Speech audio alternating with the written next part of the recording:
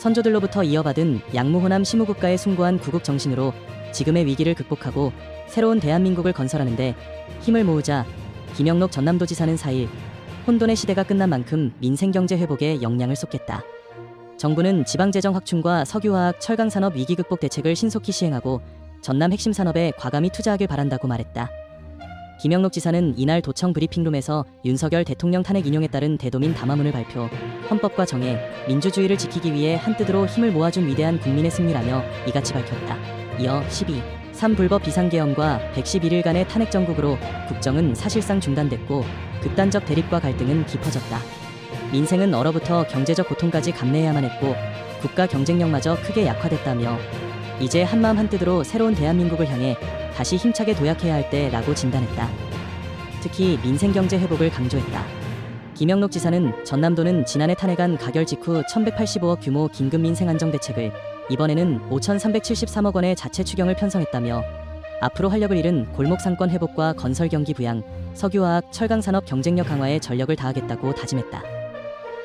4일 오전 전남 광양항 앞바다에 15m 길이의 국제적인 멸종 이기종인 향고래, 향유고래, 가 연안에 접근하다 고립대 해경이 구조에 나섰다. 4일 여수해경 등에 따르면 이날 오전 멸종 이기종인 향고래 한 마리가 광양 내만권에서 유영 중인 채 발견돼 해경에 신고가 접수됐다. 해경은 연안 구조정 2척을 활용해 향고래를 연안에서 외해로 밀어내는 시도를 수차례 하고 있으나 고래는 경비정을 피해 육지 쪽으로 향하는 중이다. 해경 관계자는 향고래의 경우 국내 연안에서는 보기 힘든 종으로 고래의 행동을 보아 아마도 스트랜딩 현상 같다며 최대한 먼 바다로 밀어내기나 유인할 예정이나 여의치 않을 경우 해안가에 좌초시키는 방안도 고려하고 있다고 설명했다. 스트랜딩은 해양 동물들이 해안가로 자발적으로 이동해 육지에서 고립돼 죽음에 이르는 현상을 말한다. 전남 영광군은 4일 대형 산불로 피해를 입은 경북 지역 이재민들을 돕기 위해 구호물품을 지원했다. 구호물품은 경북 의성군의 산불 피해 지역 복구와 피해 주민들의 일상 회복을 지원하기 위해 쌀 500 포대, 응급구호 세트 200개 등 2,500만 원 상당의 긴급 구호물품을 차량을 이용해 전달했다. 이번 물품 지원에는 영광군 농축협, 진해뜰 영농조합법인에서도 함께 지원에 적극적으로 동참해 이재민을 위한 피해 복구에 힘을 보태주었다. 군은 영남 산불 피해 지역을 위해 공무원, 기관, 사회, 단체 군민들이 함께 참여해 특별 모금 활동을 펼치고 있으며 도움의 손길이 절실한 산불 피해 지역 복구와 이재민, 긴급 구호에 쓰일 수 있도록 힘을 보탤 예정이다.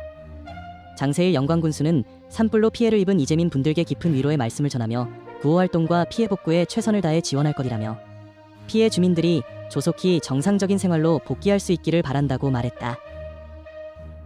전북시장군수협의회는 4일 헌법재판소의 윤석열 대통령 파면 결정에 대해 민주주의와 법치주의의 승리라고 환영했다.